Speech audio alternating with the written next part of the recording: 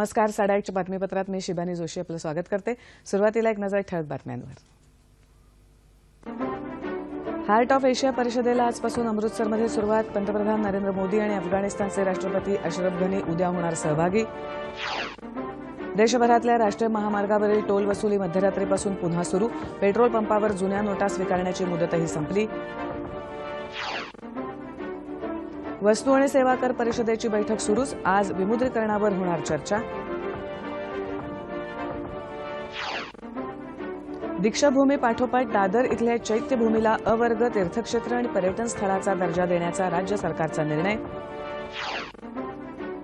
रमाई आवास योजनेअंतर्गत येत्या 2019 पर्यंत 1,60,000 घरं बांधणार राजकुमार बडोले. जागतिक दिव्यांग दिनानिमित्त आज देशभरात विविध कार्यक्रमांचं आयोजन.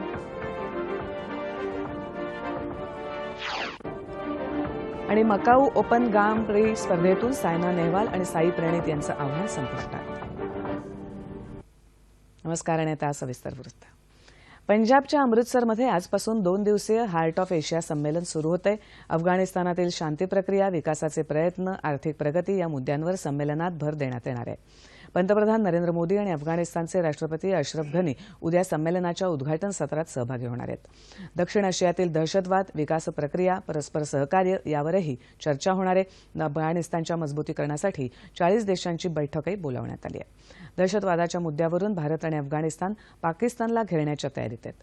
संमेलनात सहभागी होण्यासाठी पाकिस्तानच्या परराष्ट्र व्यवहार खात्याचे सल्लागार सरताज अजीजही उद्या अमृतसरमध्ये पोहोचत आहेत.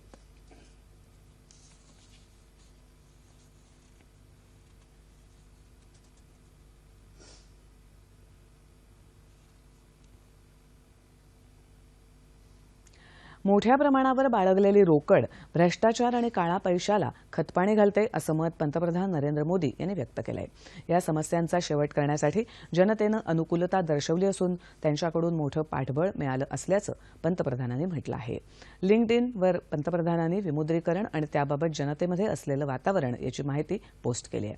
21व्या शतकात भारतामध्ये भ्रष्टाचाराला कोणतंही स्थान राहणार नाही. भ्रष्टाचारामुळे विकासाला खीळ बसते आणि गरीब जनतेच्या तसंच मध्यम वर्गाच्या आशा आकांक्षा अपूर्ण राहतात असं पंतप्रधानांनी म्हटलं आहे.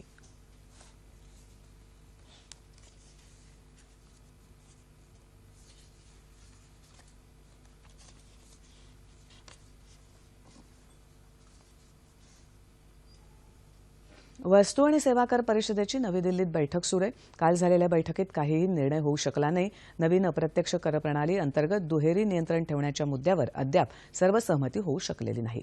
वस्तू आणि सेवा कराची अंमलबजावणी येत्या 1 एप्रिलपासून करण्याचा सरकारचा इरादा आहे. मात्र काही घटनात्मक तरतुदींमुळे पुढच्या वर्षी 16 सप्टेंबरपर्यंत कर लागू करता येणार नाहीये. कालच्या बैठकीत राज्यांमधल्या वस्तू आणि सेवा करावर चर्चा झाली. आज होणाऱ्या चर्चेत याविषयीचं चित्र अधिक स्पष्ट होईल असं सहभागी सदस्यांनी सांगितलं आहे. देशभरातल्या राष्ट्रीय महामार्गावरील टोल वसुली मध्यरात्रीपासून पुन्हा सुरू झाली आहे. त्यासाठी टोल नाक्यांवर पुरेशी स्वाईप मशीन्स उपलब्ध करून देण्यात आली आहेत. नव्यानं सुरू करण्यात आलेली फास्टॅग ही सुविधा खरेदी करणाऱ्या नागरिकांसाठी 15 डिसेंबरच्या मध्यरात्रीपर्यंत 500 रुपयांच्या जुन्या नोटा स्वीकारल्या जातील. मात्र त्यासाठी किमान टोल मर्यादा 200 रुपये ठेवण्यात आली आहे. रोकडरहित व्यवहारासाठी फास्टॅग ही सुविधा निवडक टोल नाक्यांवर देण्यात आली आहे. ही सुविधा घेणाऱ्या नागरिकांच्या गाडीवर फास्टॅग चिकटवण्यात येणार आहे. नागरिकांनी debit card, credit card, electronic wallet तसंच फास्टॅग यासारख्या सुविधांचा जास्तीत जास्त वापर करण्यासाठी सरकार चालना देत आहे. दरम्यान पेट्रोल पंप आणि विमानांच्या तिकिटांसाठी 500 रुपयांच्या जुन्या नोटा स्वीकारण्याची मुदत रात्री संपली. यापूर्वी या नोटा 15 डिसेंबरपर्यंत पेट्रोल पंपावर देता येतील असं सांगण्यात आलं होतं. मात्र वीज, पाणी यांची देयकं आणि बस तसंच रेल्वे तिकीट खरेदीसाठी 500 रुपयांच्या जुन्या नोटा 15 डिसेंबरपर्यंत स्वीकारल्या जातील असं काल जाहीर केलेल्या अधिसूचनेत म्हटलं आहे.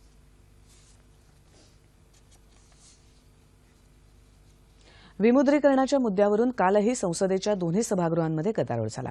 पंतप्रधान नरेंद्र मोदी यांनी स्वतः सभागृहात उपस्थित राहावं आणि विमुद्रीकरणाच्या विषयावरून त्यांनी संसदेबाहेर विरोधकांबद्दल केलेल्या विधानावरून माफी मागावी असा आग्रह विरोधकांनी केला. शाब्दिक खडाजंगीतच राज्यसभेचं कामकाज आधी दुपारी 2:30 वाजेपर्यंत आणि नंतर दिवसभरासाठी तहकूब झालं. तर लोकसभेचं कामकाजही दिवसभरासाठी तहकूब करण्यात आलं.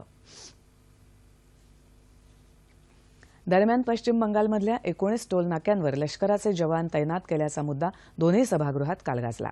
या मुद्द्यावर केंद्र सरकारनं स्पष्टीकरण द्यावं अशी मागणी तृणमूल काँग्रेस आणि काँग्रेसनं लावून धरली। गेल्या 15 ते 20 वर्षापासून लष्कराचा हा नियमित अभ्यास सुरू असून केवळ पश्चिम बंगालच नव्हे तर आसाम, उत्तर प्रदेश, बिहार आणि झारखंड या राज्यांमध्येही हा आणीबाणीच्या काळात आवश्यक ठराव सुरू आहे असं संरक्षण मंत्री मनोहर पर्रीकर यांनी सांगितलं। या मुद्द्यावर एखाद्या राज्याच्या मुख्यमंत्र्यांनी शंका घेणं धक्कादायक असल्याचंही पर्रीकर म्हणाले। राज्यसभेतही संरक्षण राज्यमंत्री डॉक्टर सुभाष भामरे यांनी त्यावर निवेदन दिलं। दरम्यान पश्चिम बंगालच्या पोलिसांना या सरावाची माहिती देऊन त्यांच्या सहकार्यानंच हा नियमित सराव पार पडला असं लष्करानं दिलेल्या निवेदनात म्हटलं आहे। रमाई आवास योजनेअंतर्गत 2019 पर्यंत राज्यात 1,60,000 घरं बांधण्यात येणार असल्याची माहिती सामाजिक न्याय आणि विशेष सहाय्य मंत्री राजकुमार बडोले यांनी नवी दिल्लीतल्या महाराष्ट्र परिचय केंद्रात काल दिली। बडोले यांनी काल परिचय केंद्राला भेट दिली त्यावेळी ते बोलत होते। समाजाच्या मागास घटकातील जनतेला पक्की घरं बांधून देण्यासाठी राज्य सरकार कटिबद्ध आहे। राज्यात रमाई आवास योजनेअंतर्गत प्रभावी अंमलबजावणी सुरू आहे। येत्या 3 वर्षात या योजनेअंतर्गत 1,60,000 घरं बांधण्यात येणार असल्याचं त्यांनी सांगितलं।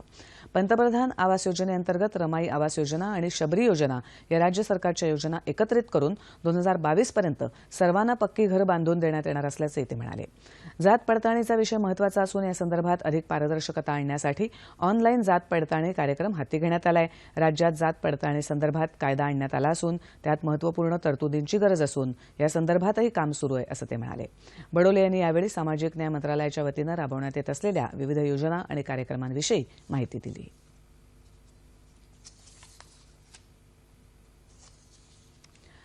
भारतरत्न डॉक्टर बाबासाहेब आंबेडकर यांच्या महापरिनिर्वाणानंतर त्यांच्यावर अंतिम संस्कार झालेल्या दादर इथल्या चैत्यभूमीला अवर्ग तीर्थक्षेत्र आणि पर्यटन स्थळाचा दर्जा देण्याचा निर्णय मुख्यमंत्री देवेंद्र फडणवीस यांनी काल जाहीर केला। यामुळे या ऐतिहासिक क्षेत्राच्या सर्वांगीण विकासाचा मार्ग सुकर होणार आहे। यापूर्वी अशा प्रकारचा अवर्ग तीर्थक्षेत्र आणि पर्यटन स्थळाचा दर्जा नागपुरातल्या दीक्षाभूमीलाही प्रदान करण्याचा निर्णय घेण्यात आला होता।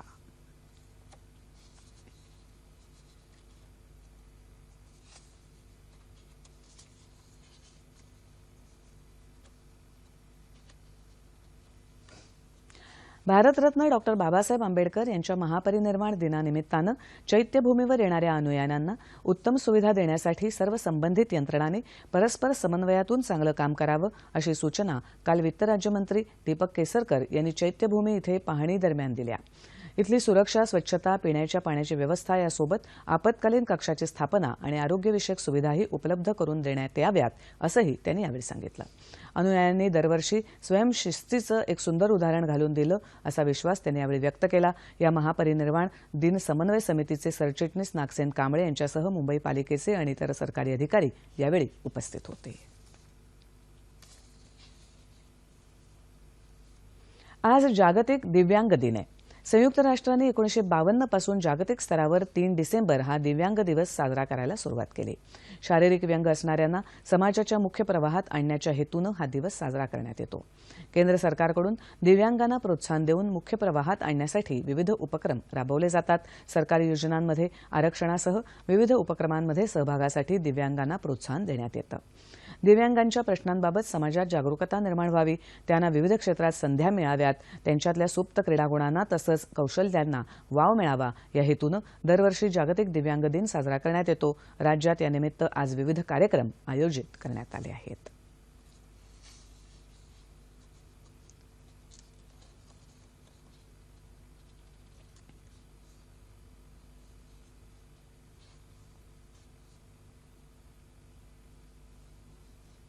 तरुणांना मोठ्या संख्येनं रोजगार मिळावा या दृष्टीनं सरकारनं रिक्त शासकीय पदांवर भरती प्रक्रिया सुरू करावी अशी मागणी भारिप बहुजन महासंघाचे अध्यक्ष अॅडव्होकेट प्रकाश आंबेडकर यांनी केली आहे।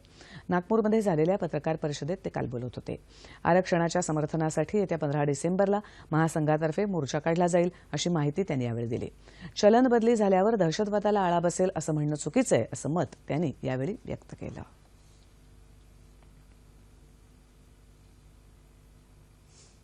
पारंपरिक शेतीला फाटा देऊन आधुनिक तंत्रज्ञानाच्या सहाय्यानं नवनवीन प्रयोग केले तर शेतकऱ्यांचा आर्थिक विकास सहज घडू शकतो हेच सिद्ध करून दाखवलंय वाशिम जिल्ह्यातल्या ऊस उत्पादक शेतकऱ्यांनी। पाहूया त्याचा वृत्तांत। केवळ निसर्गाच्या भरवशावर असलेल्या सोयाबीन, तूर, उडीद या पिकांच्या लागवडीतून शेतकऱ्यांना अनेकदा आर्थिक झळ सहन करावी लागते। यातून मार्ग काढत आता शेतकरी शेतीत नवनवीन प्रयोग करू लागलेत। वाशिम जिल्ह्यातल्या काटा इथले शेतकरी लक्ष्मण बोलवार यांनी आपल्या 20 गुंठे क्षेत्रात काळ्या ऊसाची लागवड केली आहे। यांच्याकडे सिंचनाची सुविधा, विहीर व बोरवेल आहे, परंतु या सिंचनाच्या सुविधेपासून त्यांना केवळ 8 ते 9 महिनेच पाणी मिळतं आणि उन्हाळ्यातला जो कालावधी आहे त्यामध्ये फार पाण्याचं प्रमाण फार कमी असतं। त्यामुळे त्यांनी फळपिकाकडे न वळता या पिकाकडे वळले। योग्य नियोजनामुळे 10 ते 11 महिन्यातच ऊस विक्रीला आला आहे। जवळच असलेल्या वाशिम मार्केटमध्ये ते स्वतः जाऊन ऊसाची विक्री करतात।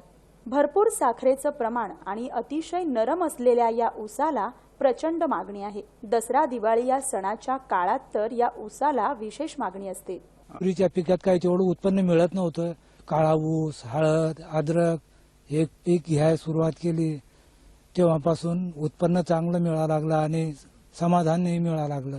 ऊसाच्या शेतीतून बोलवार यांना 1.25 ते 1.5 लाख रुपये उत्पन्न होणार आहे। ते स्वतःचा माल हा स्वतःच भाव ठरवतात, त्यामुळे त्यांना साधारणतः अर्धा एकरामधनं त्यांना लाख रुपयाचं उत्पन्न मिळते। त्यानंतर हळद पीक आहे, त्यातूनही त्यांना साधारणतः 3 लाख रुपयाचं उत्पन्न मिळते व इतर जिरायती पिकाचं उत्पन्न असं साधारणतः ते 5 लाख रुपयाच्या वरचं उत्पन्न आपल्या 8 एकराच्या शेतीतून घेतात।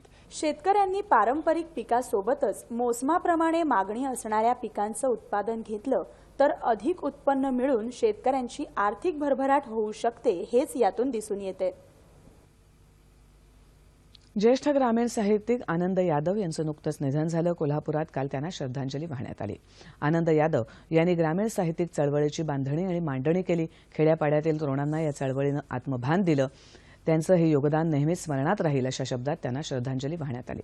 चंद्रकुमार नलगे, प्राचार्य प्रवीण चौगुले, डॉक्टर अनमोल कोठडिया, प्राध्यापक टी.के. सरगर आदींनी त्यांना श्रद्धांजली वाहत त्यांच्या आठवणींना उजाळा दिला। त्यांच्या झोंबी या कादंबरीमुळे झोंबीकार अशी त्यांची ओळख निर्माण झाली होती असंही अनेक जण म्हणाले।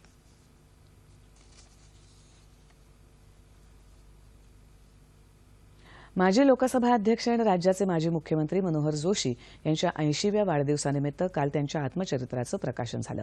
मुख्यमंत्री देवेंद्र फडणवीस, शिवसेना पक्षप्रमुख उद्धव ठाकरे यावेळी उपस्थित होते। आयुष्य कसं जगावं या आत्मचरित्रात मनोहर जोशी यांनी आयुष्यभर सामना केलेल्या आव्हानांचा वेध घेतलाय। या माहितीच्या आधारे युवकांना उद्योजक होण्याकडे वाटचाल करता येऊ शकेल असं मुख्यमंत्री यावेळी म्हणाले। शिवसेनेच्या वाटचालीचे मनोहर जोशी साक्षीदार आहेत। त्यांनी आपल्या कर्तृत्वानं इतिहास घडवलाय असे गौरवोद्गार उद्धव ठाकरे यांनी यावेळी काढले। विकासासाठी तरुणांची मनं घडवणं सर्वात महत्त्वाचं आहे असं सांगत मनोहर जोशी यांनी पंतप्रधानांच्या विमुद्रीकरण निर्णयाचं यावेळी समर्थन केलं।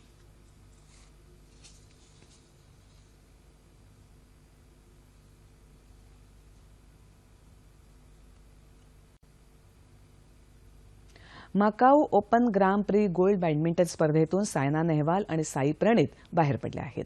महिला एकेरीच्या उपांत्यपूर्व फेरीत चीनच्या झांग लियानकडून सायनाला पराभव पत्करावा लागला।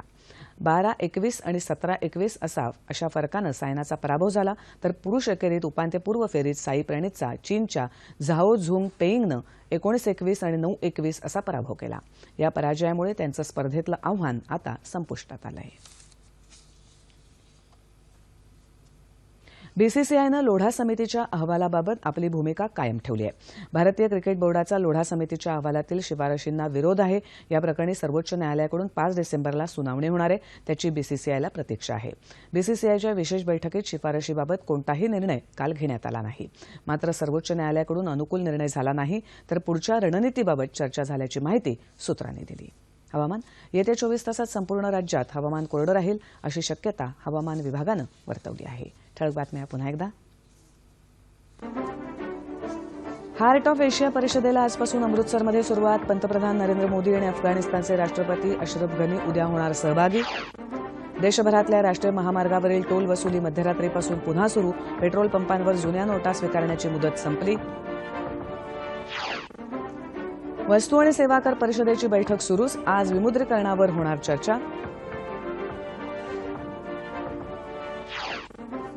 दीक्षाभूमी पाठोपाठ दादर इथल्या चैत्यभूमीला अवर्ग तीर्थक्षेत्र आणि पर्यटन स्थळाचा दर्जा देण्याचा राज्य सरकारचा निर्णय। रमाई आवास योजनेअंतर्गत येत्या 2019 पर्यंत 1,60,000 घरं बांधणार राजकुमार बडोले. जागतिक दिव्यांग दिनानिमित्त आज देशभरात विविध कार्यक्रमांचं आयोजन.